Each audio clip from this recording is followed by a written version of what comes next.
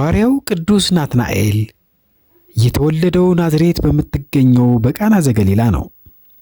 የመጀመሪያ ስሙ ስምዖን ሲሆን ናትናኤል ብሎ የጠራው ጌታ ነው። የትውልድ ዘመኑ ጌታችን በተወለደበት ዘመን አካባቢ እንደሆነ ይነገራል። ምክንያቱም ሄሮድስ የቤተልሔም ሕፃናትን በሚያስፈጅበት ጊዜ እናቱ ከበለስ ስር ደብቃ አትርፈዋለችና።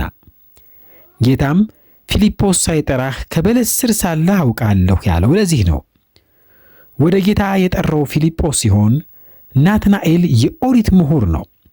መጻሕፍትንም በማወቁ ከናዝሬት መልካም ነገር ይወጣልን በማለት የነቢያትን ቃል ተናገረ። ናትናኤል ለሐዋርያነት ከመጠራቱ በፊት ለሕገ ኦሪት ቀናተኛ ነበር።